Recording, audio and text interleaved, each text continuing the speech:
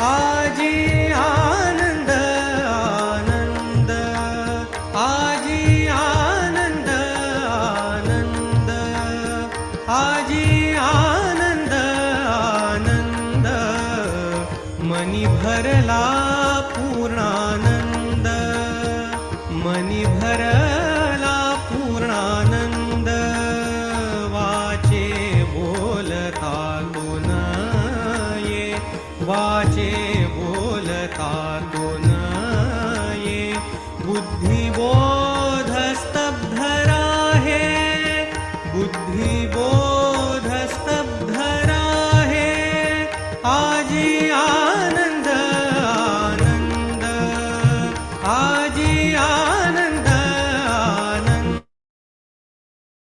आनंद आनंद.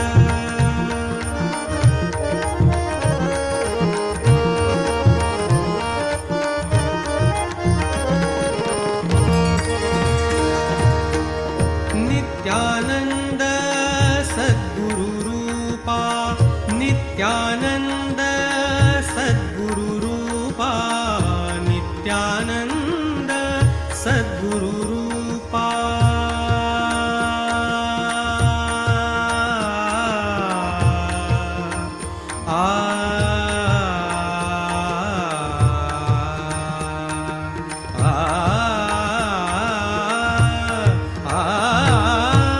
नित्यानंद सद्गुरु रूपा, नित्यानंद सद्गुरु रूपा, पाहता हरल्या जन्म खेपा, पाहता हरल्या जन्म खेपा, पाहता हरल्या जन्म खेपा, आजी आनंद आनंद, आजी आनंद आनंद, आजी आनंद आनंद.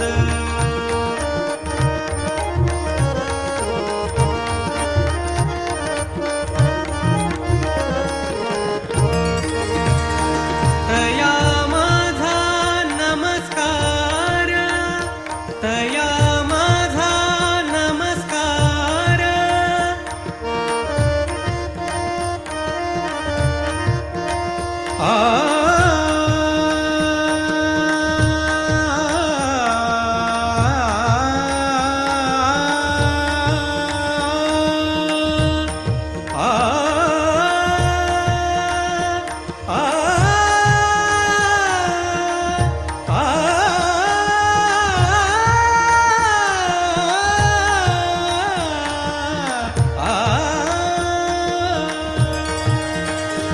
तया माझा नमस्कार, जेणे हरलो आप पर, जेणे हरलो आप पर, ते हे वासुदेव चरण, ते हे वासुदेव चरण, हृदयी येता झालो धन्य, हृदयी येता झालो धन्य, आजी आनंद आनंद, आजी आनंद आनंद, मनी भरला पूर्णानंद, मनी भरला पूर्णानंद, वाचे बोलता तो न ये, वाचे बोलता तो न ये, बुद्धिबोध स्तब्ध राहे, बुद्धिबोध स्तब्ध राहे, आजी आनंद आनंद, आजी आनंद आनंद, आजी आनंद आनंद, आजी आनंद, आजी आनंद, आजी आनंद आनंद.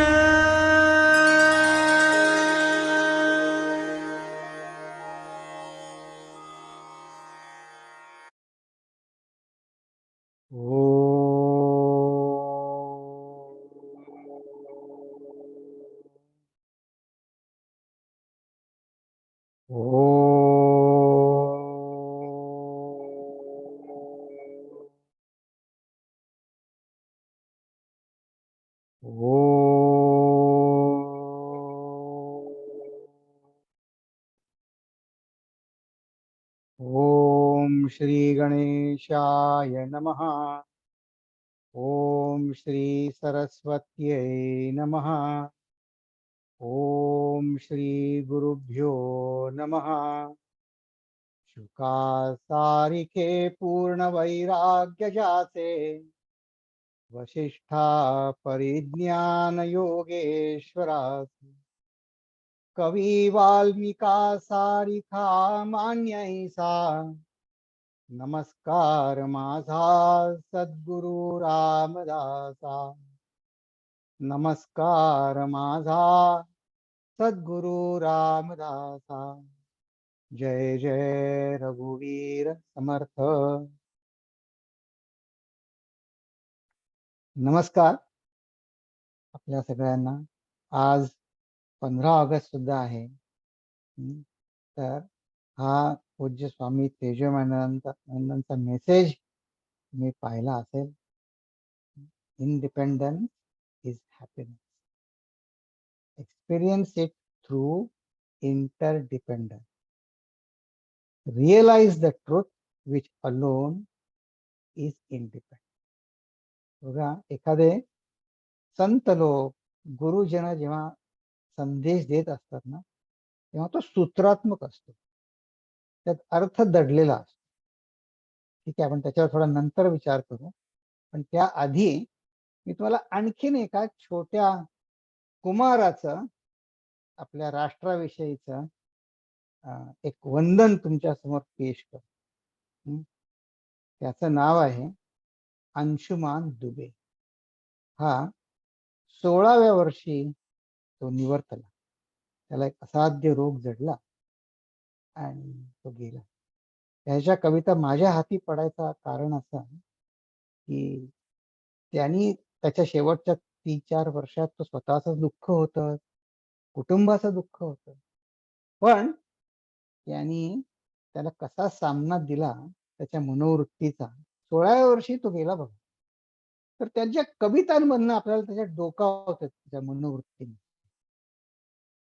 तर तो गेल्यानंतर त्याच्या वडिलांना दुःख झालं, पण ते म्हणले की त्याच्या मनामध्ये, माझ्या मुलाच्या मनामध्ये प्रगल्भ विचार मला सगळ्यांना कळवायचे, इतर दुःखी जीव असतील त्यांना प्रेरणा म्हणून त्यांनी त्याच्यावर एक पुस्तक छापलं. ते पुस्तक त्यांनी तेजोमानंदांना पाठवलं. तेजोमानंद तेव्हा अमेरिकेच्या दौऱ्यावर होते, तर तिथे त्यांनी पवईला पाठवलं. कर्मधर्म संयोगाने तेजोमानंद दौरा आटोपून भारतात गेले आणि कर्मधर्म संयोगाने मी अचानक भारतात गेलो आणि त्यावेळेस ते पुस्तक बघितलं. तर ते तो भेटायला आले होते, ह्याचे वडील, अंशुमन दुबेचे वडील गुरुजींना भेटायला आले आणि त्यांनी सांगितलं, या पुस्तकाच्या तुमच्याकडे किती कॉपीज आहे? तर गुरुजींनी त्यावेळेस 300 कॉपीज विकत घेतल्या. त्यावेळेस चेन्नई मिशनची 100 हायस्कूल आहे, चेन्नई विद्यालय, त्यातल्या भाषेच्या शिक्षकांना त्यांनी या प्रत्येक, त्या 100च्या वर हायस्कूल्स आहेत, त्यातल्या प्रत्येक वर्ग हायस्कूलला त्यांच्या संख्येप्रमाणे त्यांनी पुस्तकं मेल केली. तर बघा, तशीच एक मलाही कॉपी दिली गुरुजींनी.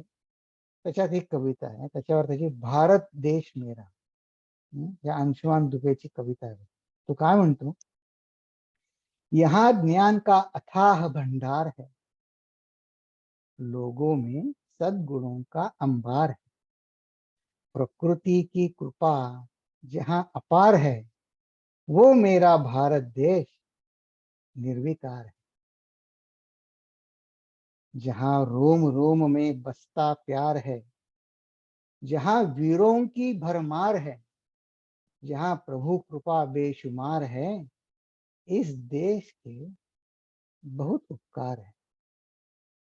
ही 15व्या वर्षी हॉस्पिटलमध्ये लिहिलेली कविता. काही कविता त्यांनी वडिलांना दाखवल्या, काही नंतर मिळाल्या त्याच्या उशीखाली. तर हा देशप्रेमी तर होताच, पण तो एक भक्त पण होता. तो देवाशी संवाद साधायचा प्रयत्न करत असे. तर एक भक्त म्हणून आपण त्याचा देवाविषयीचा संवाद बघू. तुम्हाला मागे आठवलं असेल, आपण एक आत्ममनस संवाद बघितला होता. तसा याचा बघा, देवाबरोबर संवाद. मैं और प्रभु. प्रभु हा देवाशी बोलतोय, प्रभु मैं हूं दर्शनाभिलाषी आपका, मैंने ईश्वर से यह विनय किया,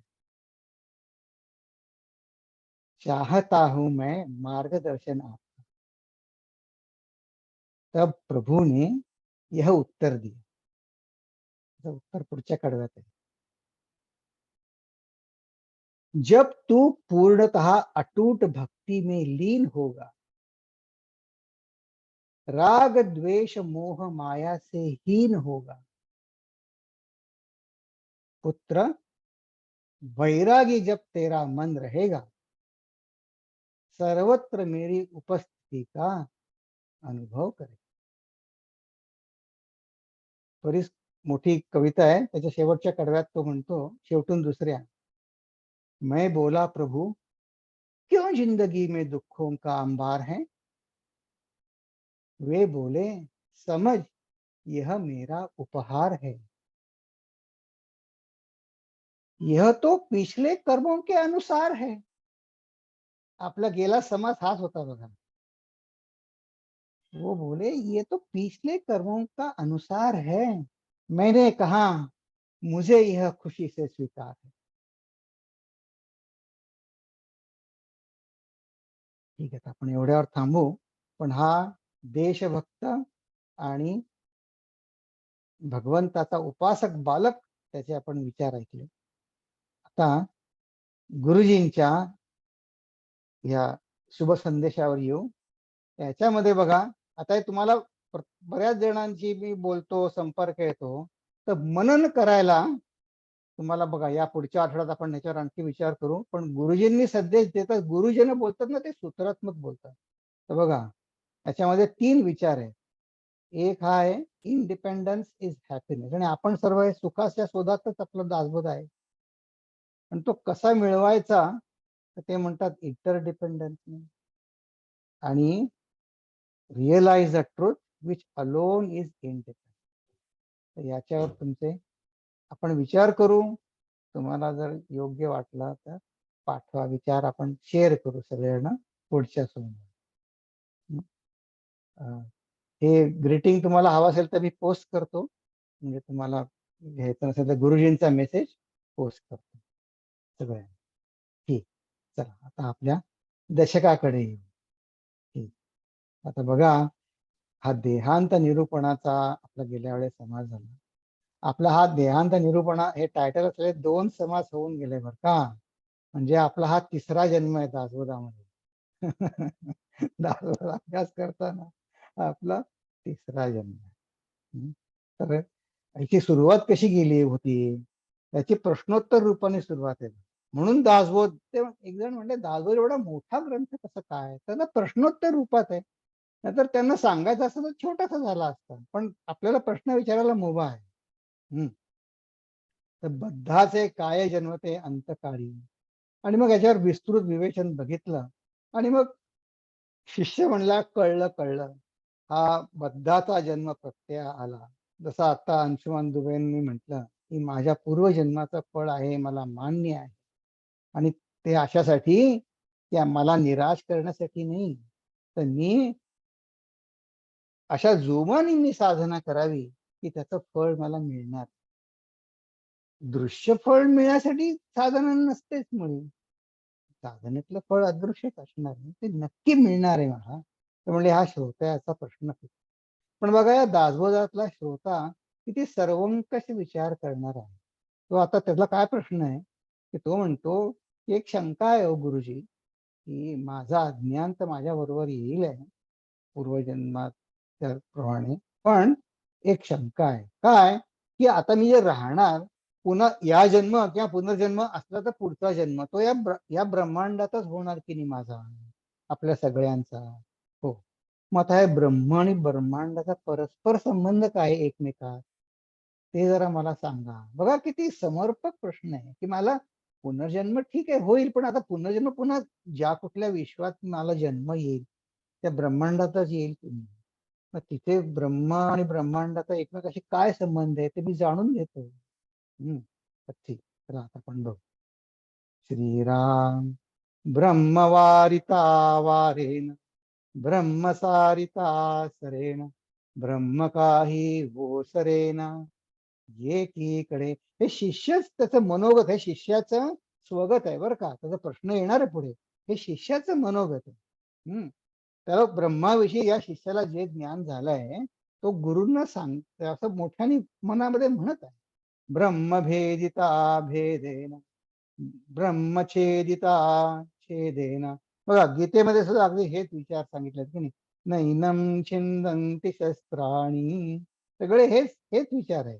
ब्रह्म परते होयेना केले तरी ब्रह्मखंडेना खंड ब्रह्मी नाही दुसरे बंड तरी कैसे हे ब्रह्मांड शिरकले मध्ये.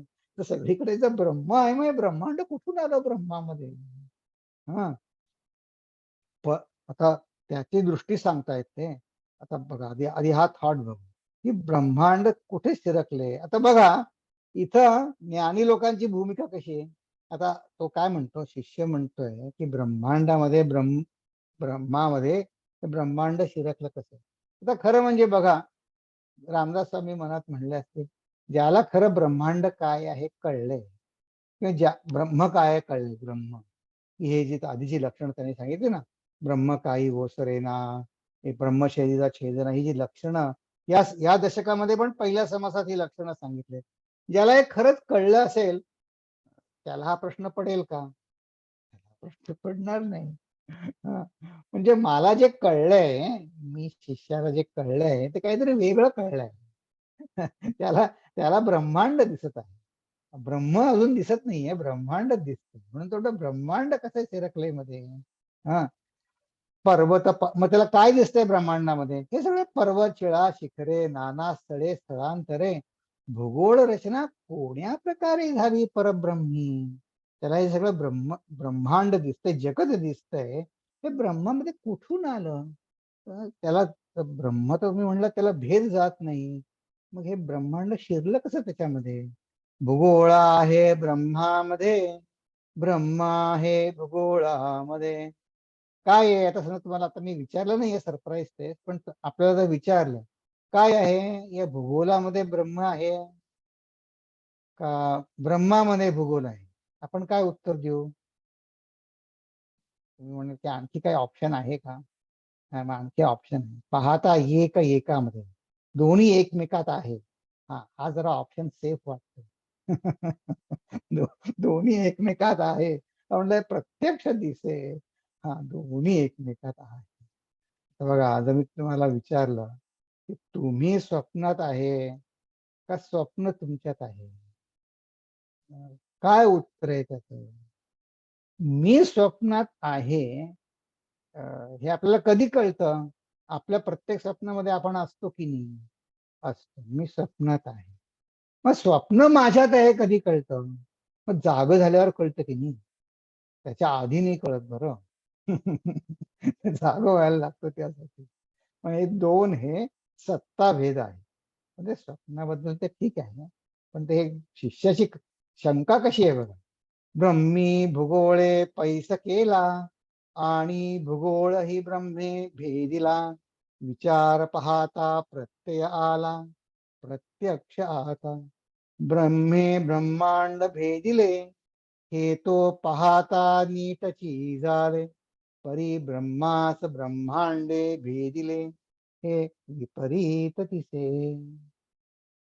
की ब्रह्मांडाने ब्रह्माला भेदलं. शिष्याने असं म्हटलं नाही, पण याचा अर्थ रामदास स्वामी लावणार आहेत की त्यांनी ब्रह्माला स्थलकालाच्या मर्यादेत आणलं. माझ्या समोर जे विश्व दिसतं त्याला स्थलकालाची मर्यादा आहे की नाही, आहे. मग ब्रह्माला ती आहे का, नाही. ब्रह्माची मर्यादा नाही. पण मी जर दोघांना एकाच लेवलवर मानलं तर मग मला ते विपरीत दिसेल. मग ज्या जागी ब्रह्मांड आहे, ज्या जागी पर्वत शिळा आहेत, मग तिथे ब्रह्म नाही असा अर्थ होईल. त्यांनी बाजूला सारलं ब्रह्मा, मग त्याची सत्ता कमी झाली ब्रह्माची. भेदले नाही म्हणावे तरी ब्रह्मी ब्रह्मांड स्वभावे. हे सकळास अनुभवे दिसत आहे. तरी हे आता कैसे झाले, तो शिष्यच म्हणतोय बरं का. विचारून पाहिजे बोलिले, हे स्वगत आहे शिष्याचं. विचारून पाहिजे बोलिले, ऐसे श्रोती आक्षेपिले आक्षेप वचन. हा, ही सगळी शिष्याची आशंका आहे. रामदास तुम्ही काय म्हणतात? ठीक आहे, ठीक आहे. आता इतका हे ना दासबोध हा जणू काही नाट्य काव्य असल्यासारखं आहे. आता ह्याच्यात ना गुरुचं स्वगत दिलंय बरं का. गुरुचं स्वगत आहे. आता गुरु काय म्हणतात? आता याचे प्रत्युत्तर सावध ऐका निरोत्तर, येथे पडिले की विचार संदेहाचे. शिष्याला शंका आली, संदेह झाला. ब्रह्मा, आता बघा, शिष्याची शंका गुरु पॅराफ्रेस करतात, गुरुच्या शब्दात म्हणतात, त्याच्या सगळ्या ओव्यांचा सारांश. गुरु इंटरप्रिट कशी करतात? ब्रह्मांड नाही म्हणो तरी दिसे. ब्रह्मांड आपण जर समजा सांगितलं फक्त आभास आहे, हा विवर्त आहे, नाही दिसत आहे, आणि दिसो म्हटलं तरी ब्रह्मांड नास्त आहे, नाशिवंत आहे ब्रह्मांड. ब्रह्मांड नाही म्हणो तरी दिसे, आणि दिसे म्हणो तरी नासे. आता गुरु म्हणतात, आता हे समजती कैसे श्रोते जन. बघा, जणू काही शिष्याला गुरुचं स्वगत समजलं.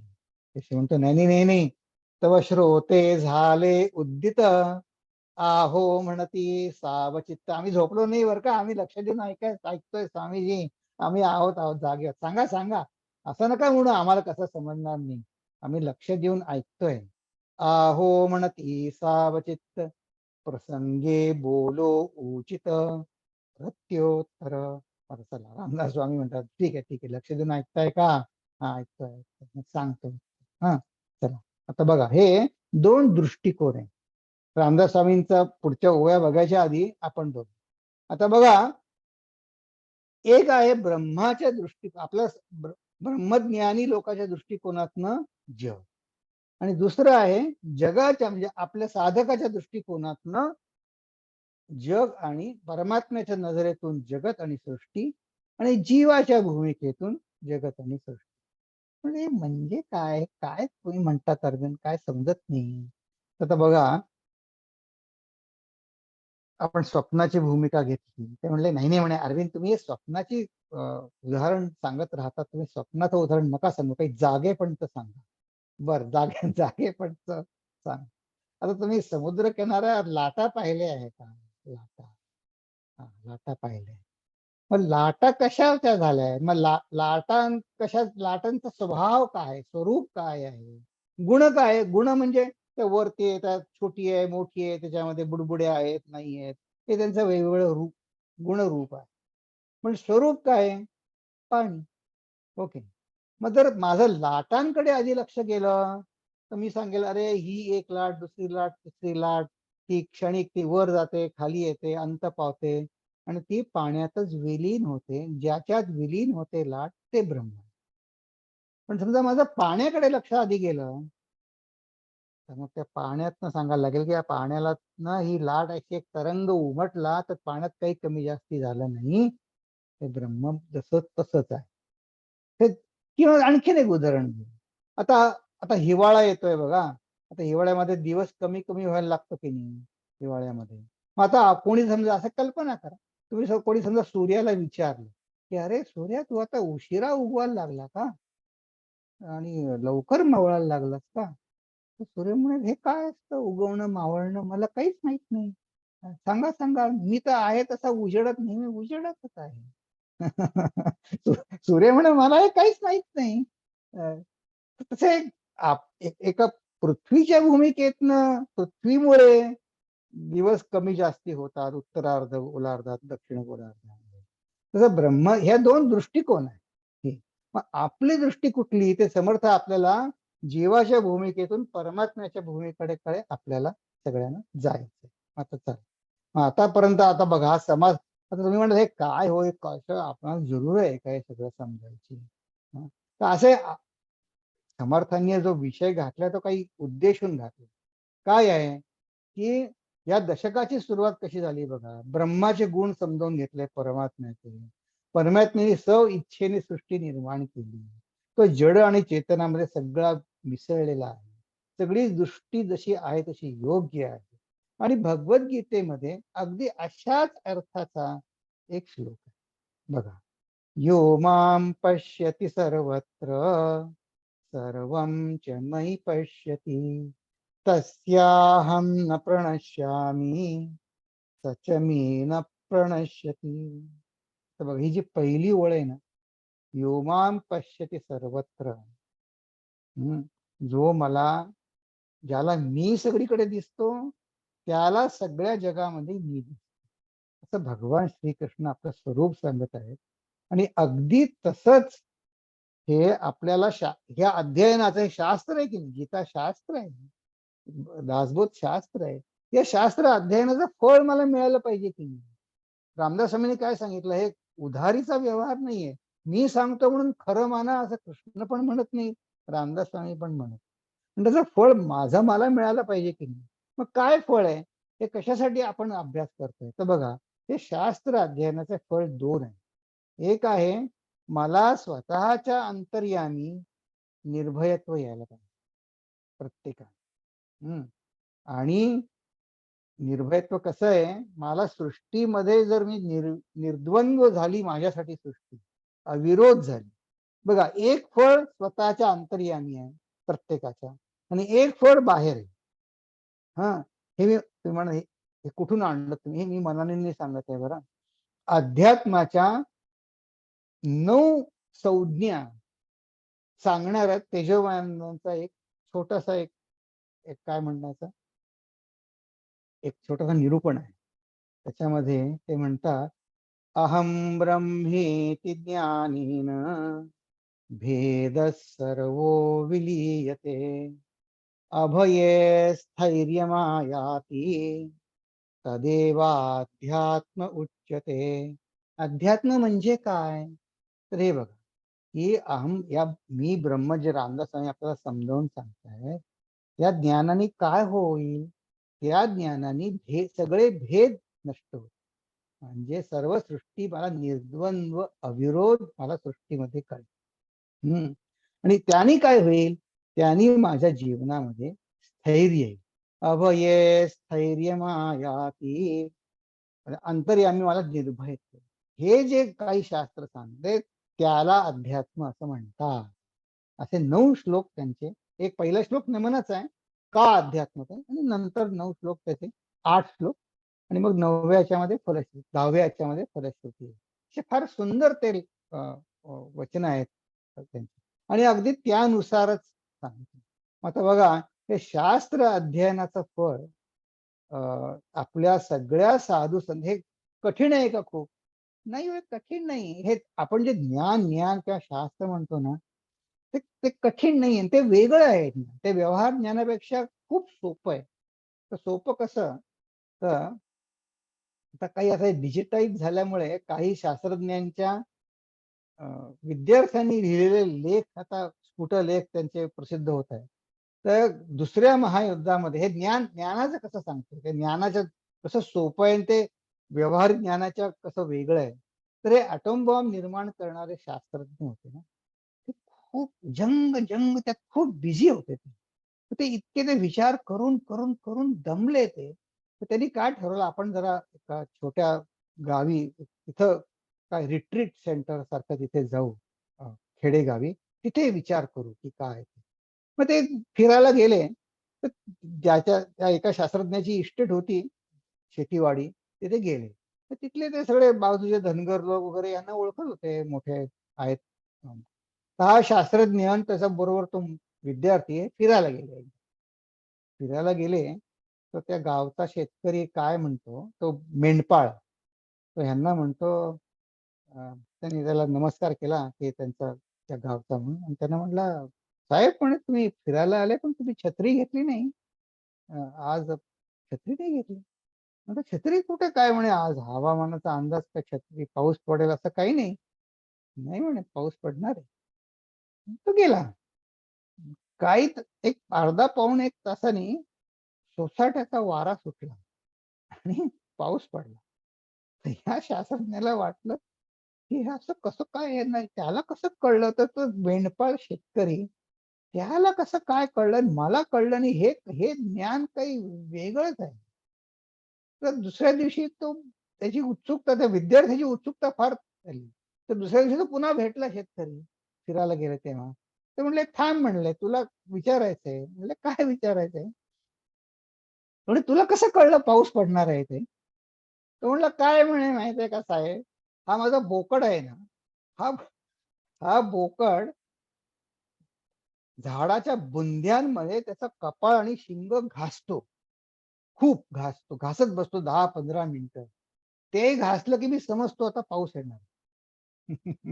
आता हे हे हे ज्ञान कुठल्या व्यवहारामध्ये बसणार मला काय समजत नाही. पण हे ज्ञान अतिशय वेगळ्याच तऱ्हेचं ज्ञान आहे. हे हे वेगळंच आहे. तर ज्ञानाच्या सुद्धा अनेक कक्षा आहेत. तर ते जाऊ दे. त्या ॲटॉमिक शास्त्रज्ञांचं जाऊ दे. पण हे ज्ञान आपल्या अनेक साधू संत मंडळींनी, हे जे अभयत्व जे आहे, निर्भयत्व आणि अविरोध, हा अनेक संतांनी ते ज्या परिस्थितीत आहे, त्या परिस्थितीत हे निर्भयत्व स्वतःमध्ये अनुभवलं. हं. ते पटण्यासाठी बघा आपल्या आपल्या समाजामध्ये कोणी शिंपी असो, कुंभार असो व्यवसायाने, शेतकरी असो, ते सगळे संत झालेत की नाही? हं. किती संत झालेत. अगदी आता शेतकऱ्याचं उदाहरण घेतलं, तर आता बघा माळी सुद्धा संत झाले. हां. आणि त्यांच्यामध्ये ते निर्भयत्व आणि अविरोध असा एक छोटा अभंग आपण बघूया, की हे जे आपण म्हणलं ना, की हे जरूर आहे का आम्हाला असं म्हणणं आहे सगळं उगीचच काहीतरी ब्रह्माची चर्चा. तर आपल्याला हे निर्भयत्व यायला पाहिजे की नाही? आत्ता व्यवहारातलं आपण काय म्हणतो निर्भयत्व? जास्ती सत्ता मिळवा, मतं मिळवा किंवा आणखी काही करा. आपले ते वेगळे प्रयत्न आहेत. हं. पण तसं यु अ, अध्यात्मशास्त्र म्हणतं तसं नाही. आता बघा आपण एक छोटा आपण हा अभंग ऐकू. हं. हा संत सावता अभंग आहे. ते माळी होते आपल्याला माहिती आहे. त्यांचा आपण अभंग आहे. हं.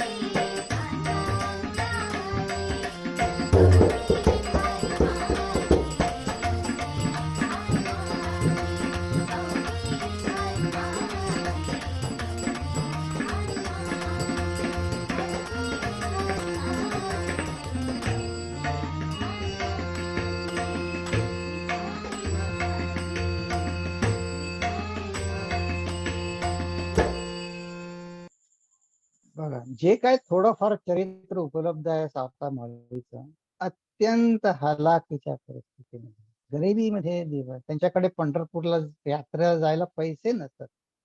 ते म्हणले, त्यांनी नियम केला होता की कर्ज काढून मी ह्याला जाणार नाही, वारीला.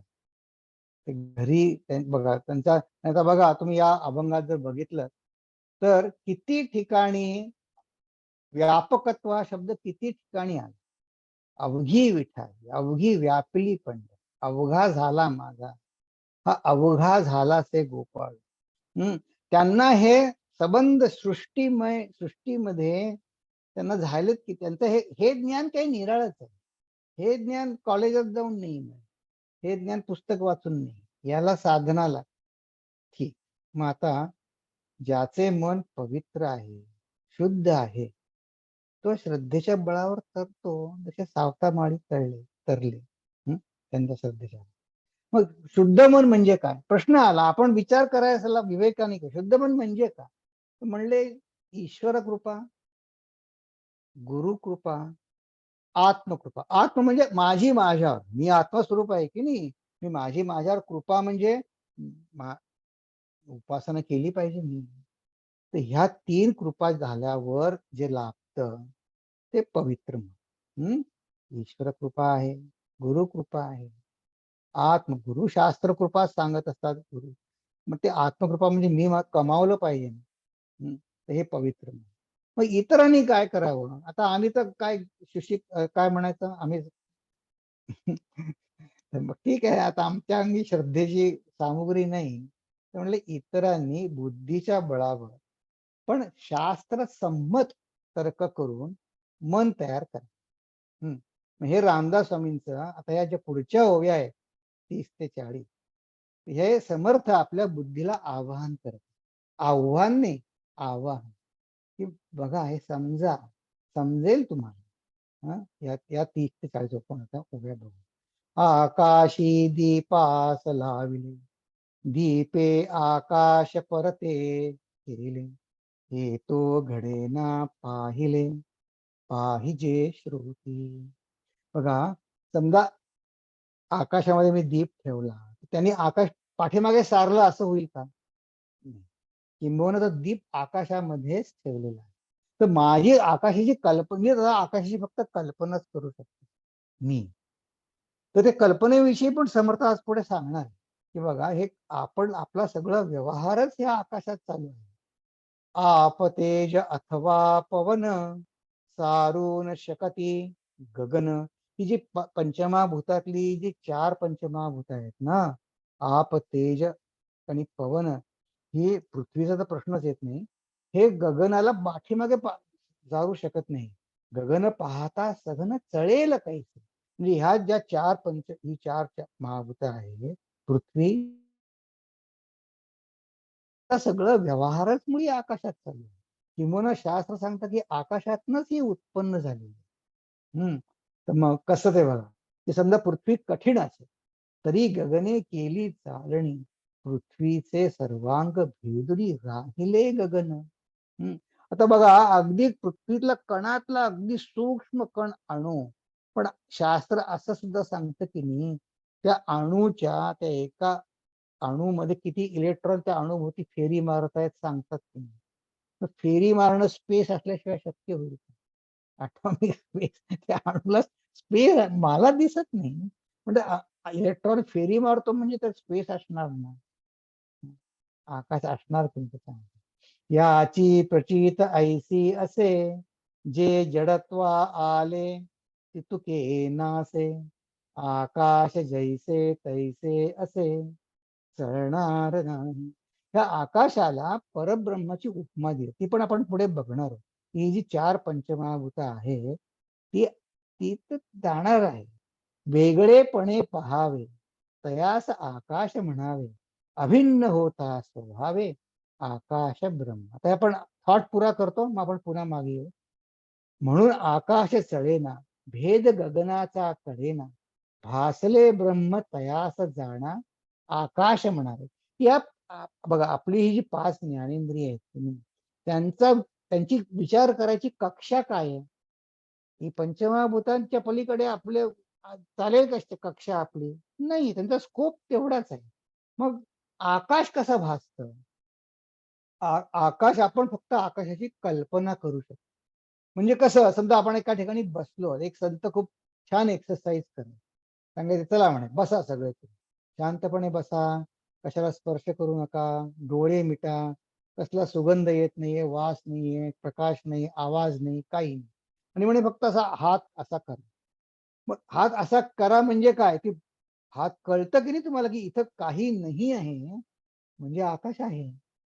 किंवा तुम्ही आरशात उभा आहात, तुमचं प्रतिबिंब तुम्हाला पाठीमागे काहीतरी, तुमच्या खूप पाठीमागे काहीतरी आहे, त्या पाठीमागच्या भिंती 20 फुटावर भिंत आहे. तर तुम्हाला कळतं की नाही, की माझ्या प्रतिबिंबामध्ये आणखीन आतमध्ये 20 फूट प्रतिबिंब अवकाश दिसतो की नाही. ते आपण कल्पनेने तयार केलेलं आहे. हे कळण्यासाठी त्याला ब्रह्माची उपमा दिली.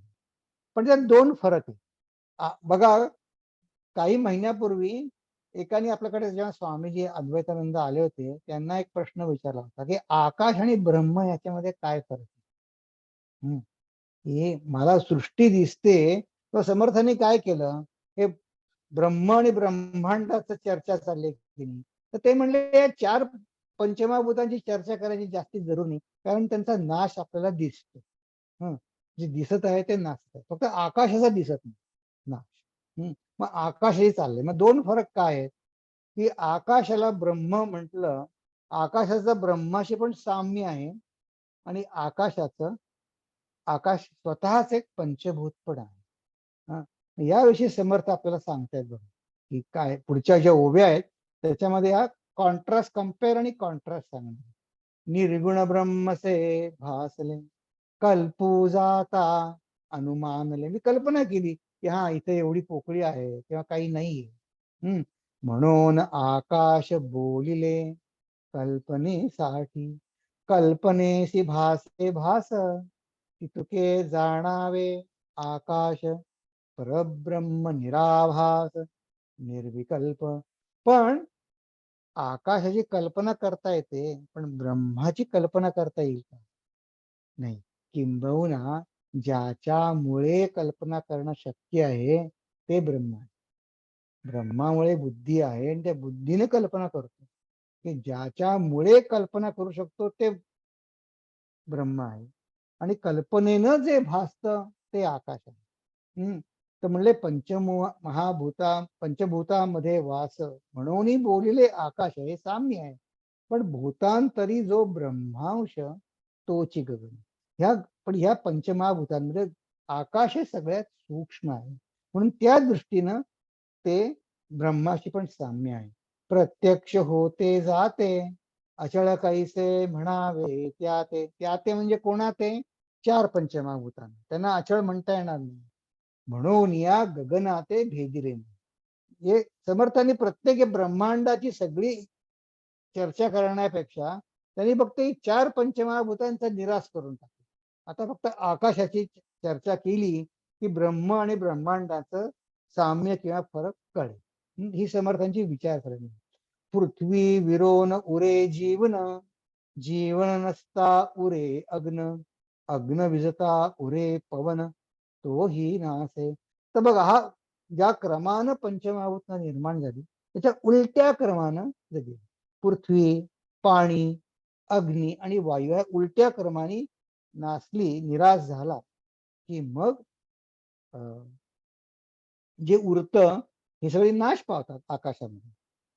मग म्हणजे काय म्हणलं, ही जी ब्रह्म जे दिसतंय, ब्रह्मांड जे दिसतंय मला, म्हणे मिथ्या आले आणि गेले. आणि आणि मग त्यांनी खरं भंगलं असं होईल का? प्रश्न काय होता, या ब्रह्मामध्ये ब्रह्मांड कसं शिरलं, मग ते ब्रह्माला भेदलं ब्रह्मांड जगताने, असं होईल का? नाही, ते ते खरे भंगले. ऐसे हे प्रचितीस आले कोणे परी, असं शक्य आहे का प्रचितीस येणं? म्हणजे नाही शक्य. बघा, आकाशाची पुन्हा आपण एक पटकन एक सारांश घेऊ की आकाशाची कल्पना करता येते, पण ज्याच्यामुळे कल्पना शक्य आहे ते ब्रह्म. आकाशाला दुसरा एक फरक आहे, आकाश जड आहे, आकाशाला चेतना नाही, त्याला स्वतःची जाणीव नाही. पण ब्रह्म स्वसंवेद्य आहे, चैतन्य स्वरूप आहे. माझे देहबुद्धीचे ज्ञान हे कल्पनेतून निर्माण झालेलं आहे. आता कल्पना खरी कशी असेल, आणि हे देहबुद्धीतून. मग कल्पना जिथे मिथ्या, कल्पना चुकीचीच असणार, मग ती जडसृष्टीबद्दल आहे माझी कल्पना. माझी सगळी सायन्स ज्याला आपण म्हणतो ते कल्पनेने सगळ्या जडसृष्टीबद्दल निर्माण झालंय. जडसृष्टी तर नाशिवंत आहे, पण जड. आणि त्यात आणखीन विशेष त्रुटी अशी की हे ज्ञान स्वतःबद्दल नाही, ज्याला सुख व्हायला पाहिजे आहे, मी जो ज्ञाता जीव, त्याच्याबद्दल हे ज्ञान नाहीये, बाहेरच्या सृष्टीबद्दल आहे. ती सृष्टी तर नाश पावणारी आहे. त्यामुळे ह्या कल्पनेतून, ह्या अज्ञानातून अनेक भ्रम निर्माण होतात. कारण भ्रम कोणाला होतात? भ्रम सृष्टीत नाही आहेत, भ्रम माझ्या मनामध्ये आहे. आणि हे मन विज्ञानाने नाही समजत. मग प्रगती जी झाली आहे ती बाहेरच्या जड जगात झाली, जड जगाबद्दल झाली. तर सध्या आपली स्थिती कशी आहे?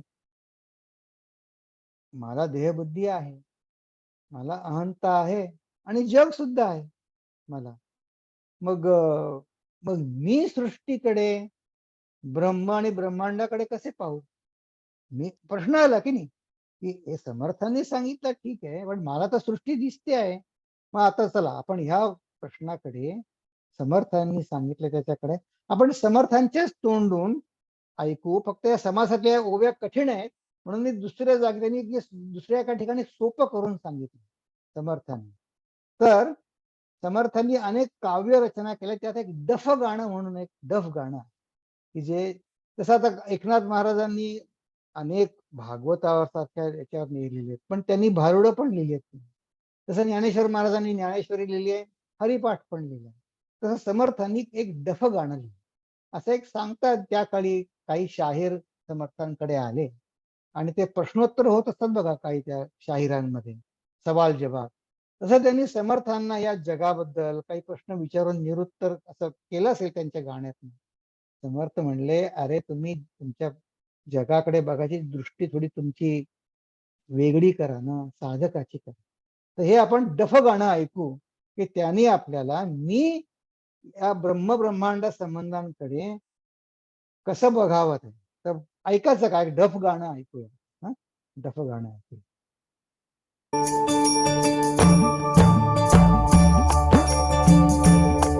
किती पृथ्वीचे वजन, किती अंगुळे गगन,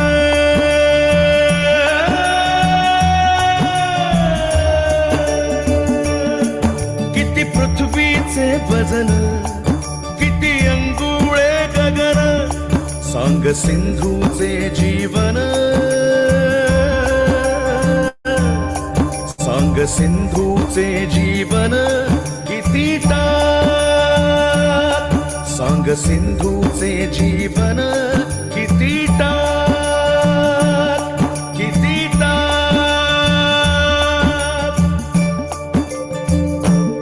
वायू सरिसे उडती सांग अणुरेणू किती वायू सरिसे उडती सांग अणुरेणू किती 184 उत्पत्ती रोम किती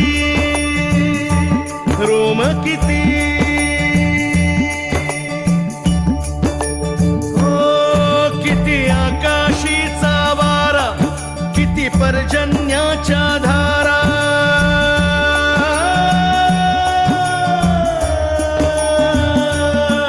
किती आकाशीचा वारा किती पर्जन्याच्या धारा तृणभूमीच्या चतुरा मजसा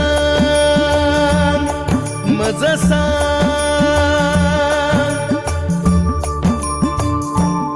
सर्व सरितांची वाळू सप्तसागरी केवाळू सर्व सरितांची वाळू सप्तसागरी केवाळू किती आहे ती हरळू मजसा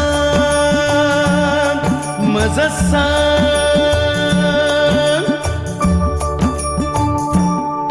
बीजबडी आणि पिंपळी किती आहे भूमंडळी बीजबडी आणि पिंपळी किती आहे भूमंडळी सर्व धान्याची मोकळी संख्या सांग सर्व धान्याची मोकळी संख्या सांग 18 भार वनस्पती भूमंडळी पाने किती 18 भार वनस्पती भूमंडळी पाने किती फळे फुले मजप्रती आता सांग आता सांग जे जे पुसले म्या तुझ ते ते सांग आता मज अनंत ब्रह्मांडी बेरीज किती झाली सांग माझ डफगाण नाही तर सोडी जाण पण सांग माझ डफगाण नाही तर सोडी जाण पण देह बुद्धीचे लक्षण सोडवीन देह बुद्धीचे लक्षण सोडवीन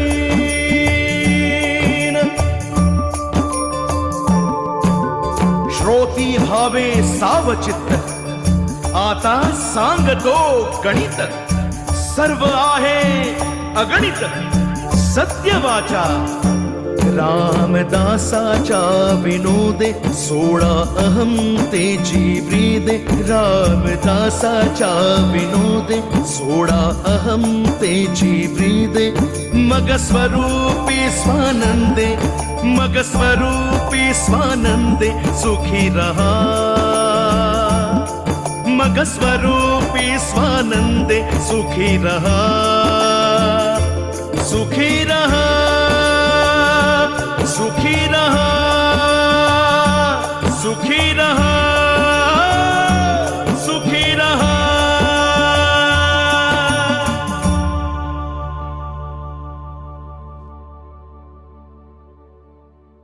बघा या या डफगाण्यामध्ये त्यांनी कितीतरी तऱ्हेनं ते म्हणले ह्या माझे डफगाणे म्हणजे काय हे जे आता एवढे सगळे प्रश्न विचारले त्याची उत्तर दे ही आपल्या सध्याच्या मॉडर्न सायन्सची कक्षा सांगितली त्याच्यामध्ये म्हणले त्यांनी सुख लाभलं का हे नाही तर सोड जाण पण देह बुद्धीचे लक्षण आणि बघा समर्थ कसे अग्रेसिव्हली गुड गुरु होते ते म्हणले मी आता सोडवीन तुला देह तू आता माझं शिष्यत्व पत्करलं आता तुला मी सोडवीन हा मग का कसं सोडवी की हे सत्य सांगतो हे अगणित आहे हेच खरं गणित ह्या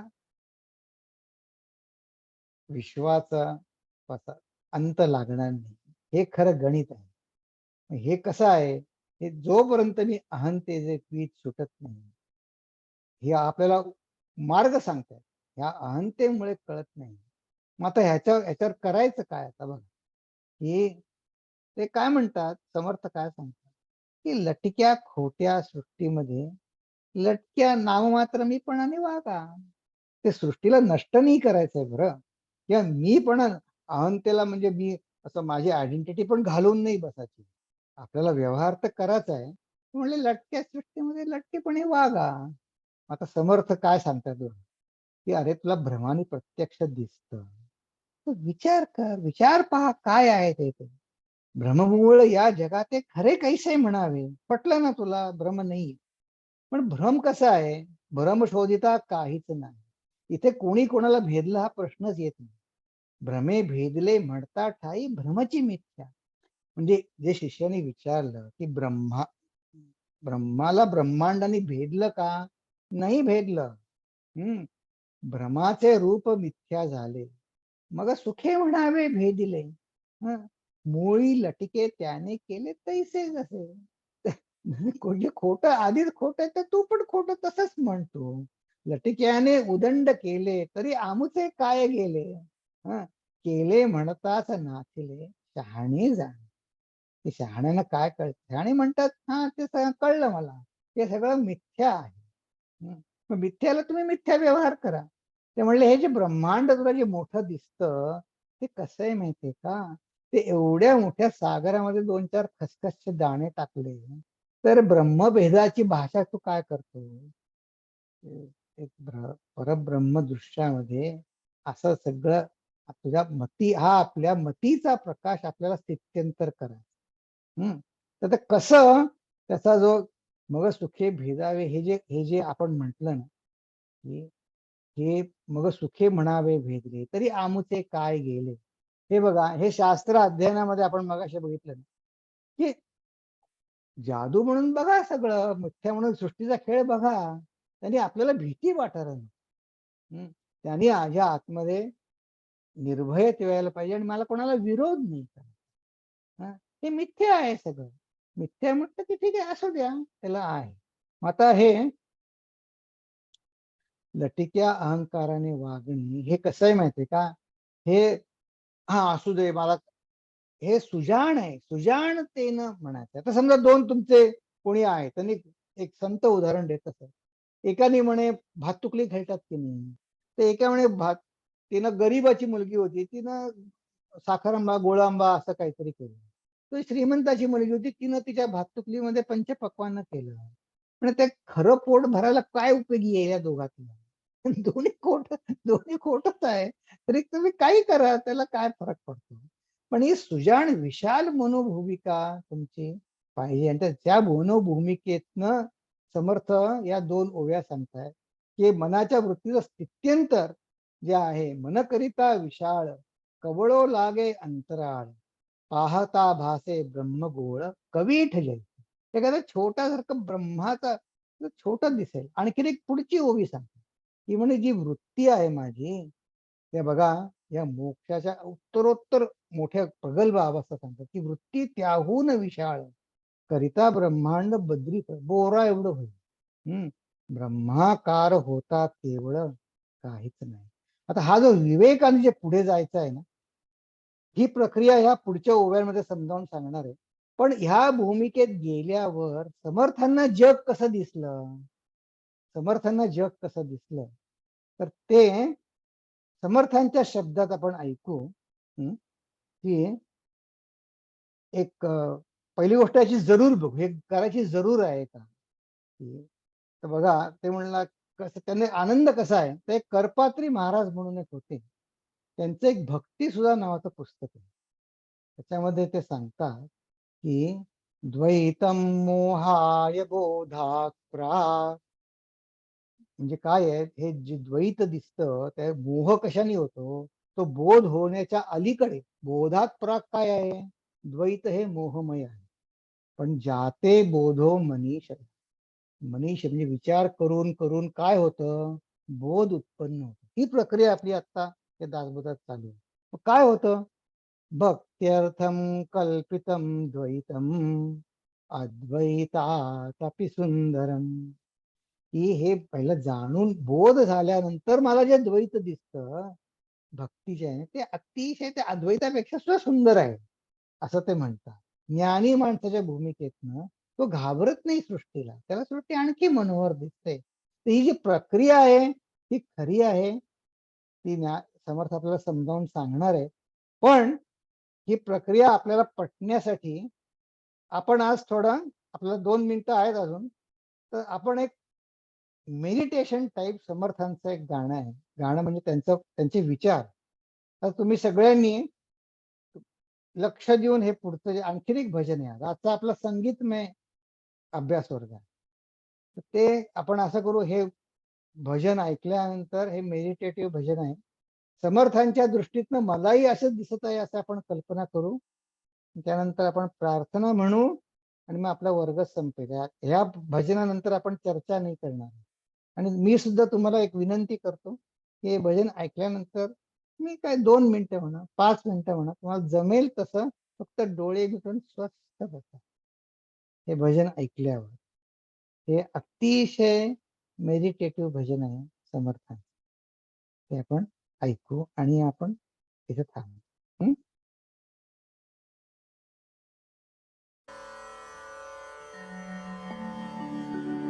रामा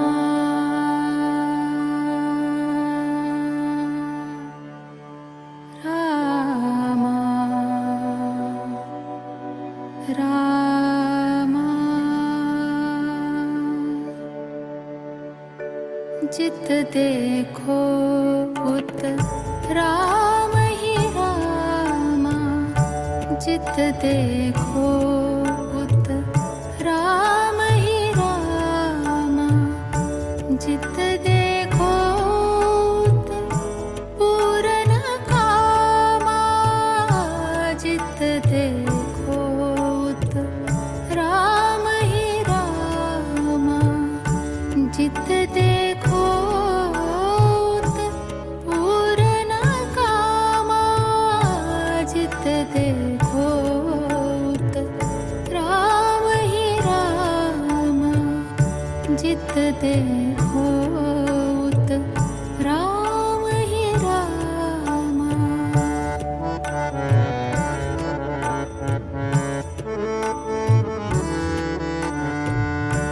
तृण तरुवर सातों सागर, तृण तरुवर सातों सागर, जित देखो उत मोहन नागर, जित देखो उत मोहन नागर, मोहन नागर.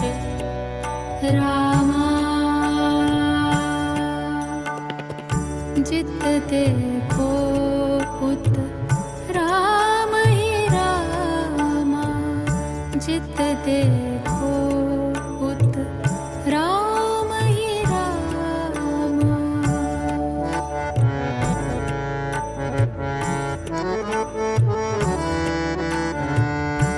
जलथल काष्ठ पाषाण आकाश, जलथल काष्ठ पाषाण आकाश, चांद सूरज नच तेज प्रकाश, चांद सूरज नच तेज प्रकाश, तेज प्रकाश.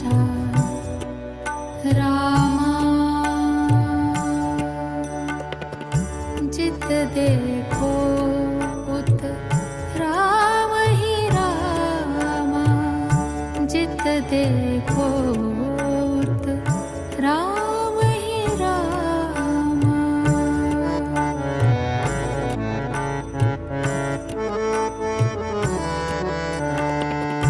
मोरे मन मानस राम भजो रे, मोरे मन मानस राम भजो रे, राम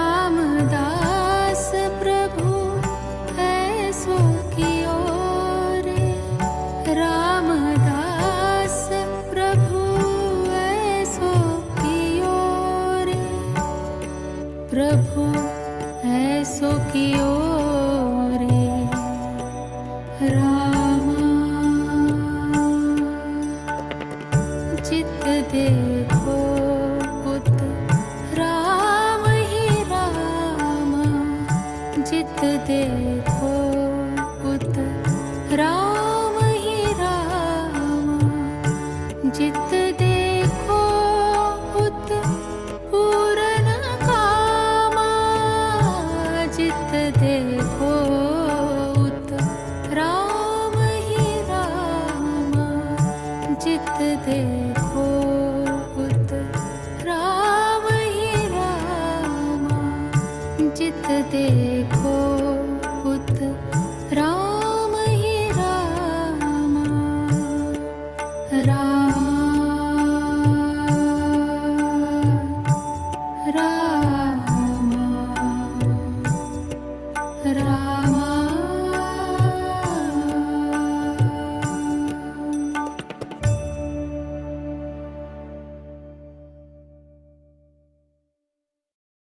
ॐ पूर्णमद पूर्णमिदं पूर्णात् पूर्णमुदच्यते पूर्णस्य पूर्णमादाय पूर्णमेवावशिष्यते। ॐ शान्ति शान्ति शान्तिः। हरिः ॐ श्रीगुरुभ्यो नमः। हरिः ॐ।